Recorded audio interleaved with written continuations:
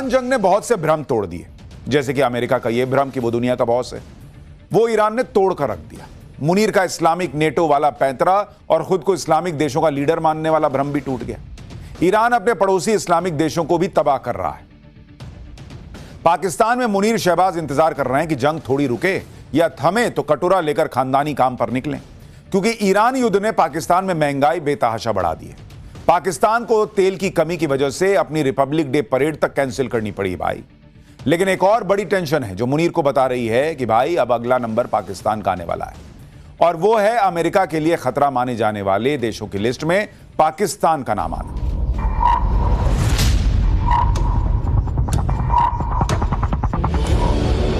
सवाल आगे के आगे क्या होगा?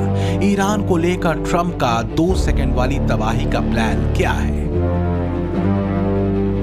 ईरान पर न्यूक्लियर हथियार बनाने के आरोप लगाकर शुरू किए गए युद्ध का क्या न्यूक्लियर एंड होगा?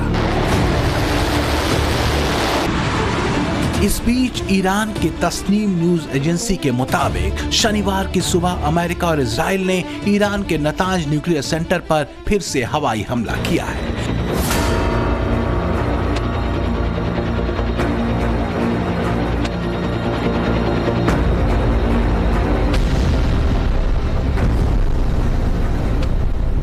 हालांकि रिपोर्ट में कहा गया है कि इस हमले में अभी तक किसी भी तरह का रेडियो एक्टिव लीकेज नहीं हुआ है। इस इलाके के आसपास रहने वाले लोगों के लिए कोई खतरा नहीं है। इससे पहले अमेरिका और इजराइल ने पिछले साल जून में भी इस न्यूक्लियर साइट पर हमला किया था।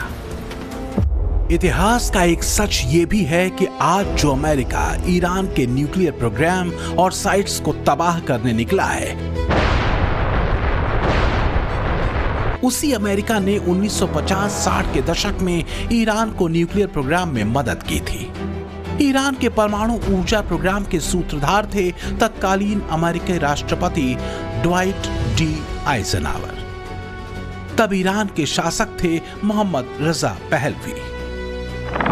दरअसल 1957 में अमेरिकी राष्ट्रपति ड्वाइट डी आइजनहावर के एटम्स फॉर पीस कार्यक्रम के तहत अमेरिका और ईरान के बीच एक समझौता हुआ था, जो वास्तव में एक नागरिक परमाणु सहयोग समझौता था, ताकि ईरान एटॉमिक एनर्जी का चिकित्सा और बिजली उत्पादन में उपयोग कर सके। 1967 में अमेरिका ने पहला परमाणु रिसर्च रिएक्टर ईरान को दिया। इसके साथ ही रिएक्टर के लिए अत्यधिक समृद्ध यूरेनियम भी अमेरिका ने ईरान को दिया था। अमेरिका की तरफ से ईरानी वैज्ञानिकों को परमाणु तकनीक में प्रशिक्षित भी किया गया था।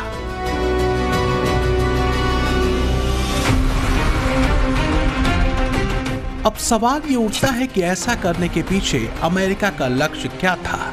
वो लक्ष्य था ईरान को तब के यूएसएसआर यानी रूस के गोल में जाने से रोकना, रूस के प्रभाव को ईरान में कम करना, ईरान को अमेरिका के लिए एक बफर स्टेट बनाना और कम्युनिज्म के प्रसार को काउंटर करना। और अमेरिका इसमें काफी हद तक कामयाब भी रहा, क्योंकि ईरान के Shah Mohammad Reza Pahlavi America की खिदमत में बिछे हुए थे तब तक, जब तक कि 1979 में ईरान में इस्लामिक क्रांति ने उन्हें खदेड़ नहीं दिया। 1979 में अयतुल्लाह रुहुल्लाह खुमैनी ईरान के सर्वोच्च नेता चुने गए, और दुर्भाग्य से खुमैनी के इस्लामिक राज में अमेरिका की हैसियत 2% की भी नहीं थी। लिहाजा ईरानी क्रांति के बाद अमेरिका और ईरान के संबंध खराब हो गए और अमेरिका ने अपना सहयोग परमाणु ऊर्जा के क्षेत्र में देना पूरी तरह से बंद कर दिया। लेकिन अब ईरान के पास न्यूक्लियर वैज्ञानिक भी थे, न्यूक्लियर साइट्स भी थी और न्यूक्लियर हथियार बनाने की इस्लामिक महत्वाकांक्षा भी।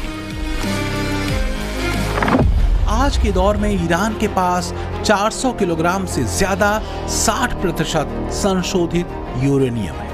इतनी बड़ी मात्रा में यूरेनियम से 10 न्यूक्लियर बम बनाए जा सकते हैं। अगर देखें तो ईरान परमाणु बम बनाने से सिर्फ एक कदम दूर है। यही वजह है कि इजराइल अमेरिका कोई चांस लेने के मूड में नहीं। दूसरी बार ईरान की न्यूक्लियर साइट नतांज पर हमला कर उन्होंने ये जता भी दिया है। खासकर ईरानी विदेश मंत्री अब्बास अरागाची के इस बयान के बाद, जिसमें वो न्यूक्लियर साइट्स के मलबे में दबे न्यूक्लियर मटेरियल्स को वापस हटाने की बात कह रहे थे। लेबनान में इजराइल ईरान के प्रॉक्सी हिजबुल्लाह आतंकियों के ठिकानों पर कहर बरपा रहा है। अब सवाल ये उठता है कि अगर ईरान पर अमेरिका इजराइल ने हमला ये कहकर किया कि ईरान अगर न्यूक्लियर हथियार या आईसीबीएम हासिल करता है तो उसे वो अपने प्रॉक्सी इस्लामिक आतंकी संगठनों को भी दे सकता है, तो फिर यही बात तो पाकिस्तान पर भी लागू होती है। जैसे ईरान के प्रॉक्सी हमास, हूती और हिजबुल्लाह जैसे आतंकी संगठन हैं, उसी तरह पाकिस्तान की धरती पर भी लश्कर तैयबा, जैश ए मोहम्मद, अल-कायदा और आईएसआईएस खुरासान जैसे जहरीले इस्लामिक आतंकी संगठन चल रहे हैं। क्या पाकिस्तान दुनिया के लिए और इंसानियत के लिए खतरा नहीं? खासकर तब जब पाकिस्तान का फील्ड मार्शल ही इस्लामिक आतंकवाद की लाइन पर चलता रहा हो, इस्लामिक लाइन पर मुस्लिम देशों को भड़काने में लगा हो। इस्लामिक आतंकवाद को अपनी विदेश नीति और रणनीति का हिस्सा बनाकर चलने वाले पाकिस्तान पर ट्रंप चुप है।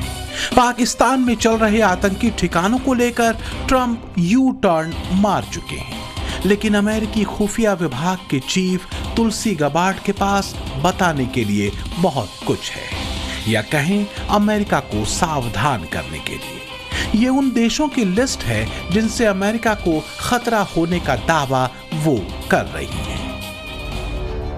तो जिस मुनीर के कंधे पर हाथ रखकर ट्रंप से चीज कह रहे थे, वही मुल्ला मुनीर इस्लामिक लकीर पर अमेरिका के लिए मौत का सामान जुटा रहा है। अगर तुलसी गबार्ड की माने तो मुल्ला मुनीर अपने इस्लामिक न्यूक्लियर बॉम्ब को अमेरिका तक पहुंचाने वाली आईसीबीएम मिसाइलें तैयार करने में लगा है। तो सच ये है कि बड़बोले और बिगड़ैल ट्रंप ईरान की बर्बादी का लक्ष्य बता रहे हैं, आतंकवाद के खिलाफ काम करने की डींगे हाँक रहे हैं, नेटो देशों से नाराज चल रहे हैं, लेकिन पाकिस्तान से दोस्ती का राग लाप रहे हैं। वो पाकिस्तान जो आतंकियों की जमीन है, जो सरेआम इजराइल और अमेरिका को मुसलमानों का दुश्मन बताते रहे हैं। जो भी हो, पर अमेरिकी इंटेलिजेंस चीफ तुलसी गबार्ड की अलार्मिंग लिस्ट में शामिल पाकिस्तान के नाम ने पाकिस्तानियों की नींद उड़ा दी है। पाकिस्तान में ये बातें तो पहले से ही चल रही थी कि ईरान के बाद अब अपना नंबर है। अब अमेरिकी इंटेलिजेंस चीफ तुलसी गबार्ड के बयान ने पाकिस्तानियों के डर पर मुहर लगा दी है। हाल ये है कि पाकिस्तानी सोशल मीडिया पर सफाई देने में लगे हैं, अमेरिका को अपनी पुरानी दोस्ती की दुहाई दे रहे हैं। वो कह रहे हैं कि हमारे संबंध आज के थोड़े ही हैं, जमाने पहले के हैं, और पाकिस्तान के एटम बम तो हमने अमेरिका के लिए नहीं बल्कि भारत के लिए रखे हैं। मुनीर बुरा फंसा है। एक तरफ ईरान के साथ न खड़े होने को लेकर पाकिस्तान के भीतर शिया सुन्नी दंगे शुरू होने की नौबत आ गई है, दूसरी तरफ उसके न्यूक्लियर हथियारों को लेकर अमेरिका का ताजा रुख। वैसे तुलसी गबार्ड ने जो बात कही है वो नई नहीं है। पाकिस्तान के एटम बम, जिसे उसके नेता इस्लामिक एटम बम बताते रहे हैं, हमेशा से दुनिया के लिए खतरा माने जाते रहे। तो क्या ईरान के बाद ट्रंप अमेरिकी जेट्स को पाकिस्तान की तरफ मोड़ देंगे? एक तो इजराइल के पीएम बेंजामिन नेतन्याहू पहले ही सरेआम ये बताते थे कि ईरान के बाद पाकिस्तान के न्यूक्लियर बम से दुनिया को खतरा है। भाई अब तो अमेरिका भी कह रहा है कि पाकिस्तान से सावधान रहने की जरूरत है। अब पाकिस्तान ईरान तो है नहीं। मुनीर की सेना वो है जिसे अफगानी सेना तबीयत से पीट रही है। इधर ना इजराइल का क्रोध शांत हुआ है, ना ही अपने सुप्रीम लीडर को खो चुके ईरान के प्रतिशोध की आग ठंडी पड़ी है। तो जो लोग ये सवाल पूछ रहे थे कि ईरान के बाद कौन, क्या उन्हें उत्तर मिल गया है? जब से तुलसी गबार्ड ने पाकिस्तान और उसके न्यूक्लियर वेपन का नाम लिया है, तब से पाकिस्तानियों की नींद उड़ी हुई है। पाकिस्तानी कोस रहे हैं मुल्ला मुनीर की नमाज छुड़ाने गए थे, रोजे गले पड़ गए।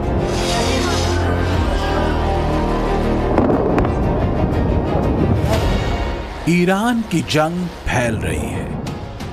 बारूदी गुबार ने सिर्फ दुनिया के सामने एक बड़े आर्थिक संकट का खतरा नहीं पैदा किया है, बल्कि दुनिया